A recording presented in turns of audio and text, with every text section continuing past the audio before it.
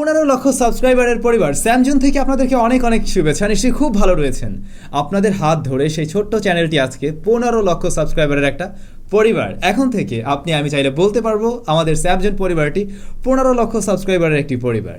শুধুমাত্র আপনাদের কারণে সম্ভব হয়েছে। আপনারা সেই একদম যখন কিনা আমার কন্টেন্টগুলো খুব একটা ভালো ছিল না, কোয়ালিটি ভালো ছিল না, আমাদের ভালো ক্যামেরা ছিল না, স্টুডিও ছিল না, তখনও আপনারা আমাকে সাপোর্ট দিয়েছেন, এখনও দিচ্ছেন, একেবারে নিজের ভাইয়ের মতো মনে করেই। আমি সত্যি আপনাদের প্রতি চিরকৃতজ্ঞ। আপনাদের কাছে বলেছিলাম 15 লক্ষ সাবস্ক্রাইবার হলে স্পেশাল কী করা যায় আর কি। আপনারা সকলেই প্রায় জানিয়েছিলেন ভাইয়া আমরা একটা স্পেশাল গিভঅ্যাওয়ে চাই। ওয়েল, আপনাদের জন্য সেরকম কিছুই ব্যবস্থা থাকছে। তবে আজকের ভিডিওতে আমি হঠাৎ করে তো চলে আসলে অ্যারেঞ্জ করতে পারিনি। তবে আগামীকাল বা পরশুর মধ্যে আমরা দারুণ কোনো গিভঅ্যাওয়ে নিয়ে হাজির হয়ে যাব। আর বেশ কয়েকটা গিভঅ্যাওয়ে এমনি আমাদের চ্যানেলে চলছিল, যারা এখনও অংশগ্রহণ করেননি তাদের জন্য ওই লিঙ্কগুলো ডিসক্রিপশনে দেওয়া থাকলো। আর আমাদের চ্যানেলে আজকে কিন্তু আমরা আরেকটি দারুণ ভিডিও আপলোড করেছি, একটি MSI ল্যাপটপ, যেটা কিনা মোটামুটি পাওয়ারফুল একটি ল্যাপটপ বলা যায়। যারা কিনা ভিডিও এডিটিংয়ের জন্য কোনো একটা ল্যাপটপ খুঁজছেন তারা চাইলেও দেখতে পারেন, ডেসক্রিপশনে লিঙ্ক থাকবে। টেক নিউজের শুরুতেই আমরা একটু ওপো সম্বন্ধে কথা বলবো। Oppo Bangladesh Oppo Reno 6 launch করবে আমরা জানছিলাম, যেটা আগামী মাসের 4 তারিখে লঞ্চ হতে যাচ্ছে। এবং এই স্মার্টফোনটা দেশের বাজারে 2টি কালার ভ্যারিয়েন্টে পাওয়া যাবে। কিছু ভিডিও লিক্স হয়েছে, নিশ্চয়ই আপনারা দেখছেন। এরকম লুকসে আসছে এই স্মার্টফোন। তবে এবারে ক্যামেরাতে কিন্তু স্পেশালিটি থাকছে, অর্থাৎ পোর্ট্রেট মোডে বোকে ইফেক্টটা খুবই স্পেশাল থাকবে বলে জানা গেছে। আর এই স্মার্টফোনের যে স্পেসিফিকেশন সেগুলো বলা যায় রেনো 5-এর মতোই। কোয়ালকম স্ন্যাপড্রাগন 720G দিয়ে আসছে এই স্মার্টফোন। দেন ক্যামেরা সেকশনে 64 মেগাপিক্সেলের মেইন শুটার 8+22, আর এর ফ্রন্টে রয়েছে 44 মেগাপিক্সেলের ক্যামেরা। মোবাইল ফোনটিতে থাকবে 4320 মিলিঅ্যাম্পিয়ারের ব্যাটারি। আগামী মাসের 4 তারিখে লঞ্চ হোক, দেন আমাদের চ্যানেলে অবশ্যই রিভিউ পেয়ে যাবেন। ওপোর পরে ওয়ানপ্লাস ওপো একসাথে কাজ করছে আমরা জানি। ঠিক তেমনিভাবে ওয়ানপ্লাস ওপোর হাত ধরেই হয়তো আগামী বছর বাংলাদেশের মার্কেটে অফিসিয়ালি পাওয়া যাবে। অর্থাৎ ওয়ানপ্লাসের ফোনগুলো ওপো নিয়ে আসতে যাচ্ছে বলে টুকটাক কিছু লিক্স পাওয়া যাচ্ছে। নট শিওর, বাট এমনটা হতে পারে। যেমন ধরুন ওপোর শোরুমে যদি ওয়ানপ্লাসের ফোন বিক্রি হয়, যেমনটা কিনা আমরা শাওমির শোরুমগুলোতে দেখতে পাই, রেডমির ফোনও বিক্রি হয়, আবার পোকোর ফোনও বিক্রি হয়, আবার কিনা সরাসরি মি ফোনগুলোও বিক্রি হয়, এমনটা হতে পারে। গাইস, লিটল রিমাইন্ডার, আগামীকাল কিন্তু আস্ক স্যাম আসছে। সো জানতে চাওয়ার প্রশ্নটি আপনি করতে পারেন এই ভিডিওতে।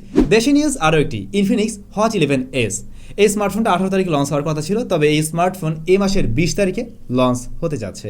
ইনফিনিক্স হট 11s এই মোবাইল ফোন বেশ ভালো কিছু অফার করছে বলে আমরা হয়তো অনেকেই এই ফোনের জন্য অপেক্ষা করছি। যেমন এটা থাকবে ফুল এইচডি প্লাস রেজুলেশনের ডিসপ্লে, 90Hz প্যানেল, এবং ক্যামেরা সেকশনে 50 মেগাপিক্সেলের মেইন শুটার 48। দেন এই মোবাইল ফোনের যে processor section, MediaTek Helio Z88 SoC, তারপরে 5000 মিলিঅ্যাম্পিয়ারের ব্যাটারি, 18 ওয়াটের চার্জার। এই ফোনটা আশা করা যায় বেশ ভালো একটা প্রাইসিংয়ে আসছে। ক্যানালিস্টের রিপোর্ট অনুযায়ী 2021-এর থার্ড কোয়ার্টারে স্যামসাং গ্লোবাল মার্কেটে স্মার্টফোন শেয়ার করতে পেরেছে 23%।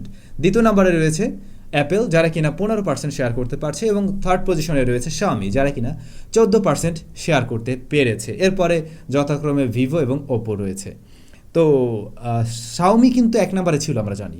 এ বছরটাতে আমরা চিপ শর্টেজ পেয়েছি, যে কারণে হয়তো শাওমিকে একটু পিছিয়ে যেতে হয়েছে, তবে সেই জায়গাটা ধরে রেখেছে স্যামসাং। এবারে একেবারে অদ্ভুত একটা নিউজ। কিছুদিন আগে হয়তো আপনারা শুনেছিলেন ইন্ডিয়ায় কোনো এক ব্যক্তি ফ্লিপকার্টে iPhone 12 অর্ডার করে, দেন উনি iPhone 12-এর জায়গায় সাবান টাবান কি যেন পেয়েছিল। এবারে নতুন করে অ্যামাজনেও এমনটা ঘটেছে। অ্যামাজনে এক ব্যক্তি আর কি ইন্ডিয়া থেকেই iPhone 12-এর জন্য অর্ডার করে। হ্যাঁ, iPhone 12-এর বক্স আসে, বক্সটা খুলে সে যা পায় তা হলো একটি ভিমবার সাবান। ভিমবার আছে না, ওই যে থালা বাসন পরিষ্কার করে, ওরকম একটা ভিমবার, আর সাথে ছিল একটি 5 টাকার কয়েন, 5 রুপির একটি কয়েন আর কি, 5 রুপি প্লাস একটি ভিমবার। আমাদের দেশেও কিন্তু দারাজের প্রথম দিকটাতে এমন সমস্যা ছিল।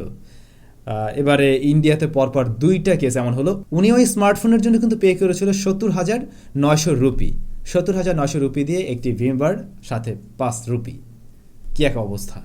দুদিন আগেই OnePlus 9RT চায়না মার্কেটে লঞ্চ হয়েছে, এবং আমরা এটাও জানি ইন্ডিয়ার মার্কেটে হয়তো এ মাসের শেষ দিকটাতে এই স্মার্টফোন লঞ্চ হতে পারে। তবে এই মোবাইল ফোনের দাম কেমন হবে সে ব্যাপারে এবারে কিছু লিক্স বেরিয়েছে। OnePlus 9RT তার বেস ভ্যারিয়েন্ট ইন্ডিয়ার মার্কেটে হতে পারে 40,000 রুপি থেকে 42,000 রুপির মধ্যে।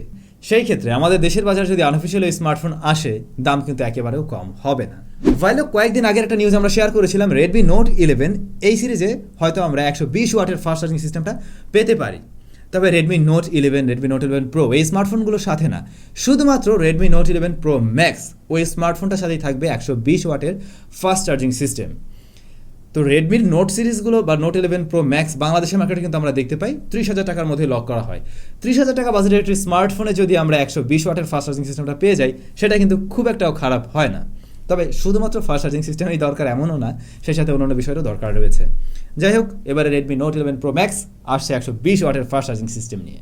হয়তো অলরেডি অনেকে আপনারা শুনেছেন রিয়েলমির আপকামিং নাম্বার সিরিজ, রিয়েলমি 9 সিরিজে আমরা 144 হার্টজ রিফ্রেশ রেটের ডিসপ্লে পেতে পারি, এমনটা বিভিন্ন লিক্স বলছে। I am not sure, but হতে পারে। আর এর প্রসেসর সেকশনে কোয়ালকম স্ন্যাপড্রাগন 778G দিয়ে আসার একটা পসিবিলিটি আছে।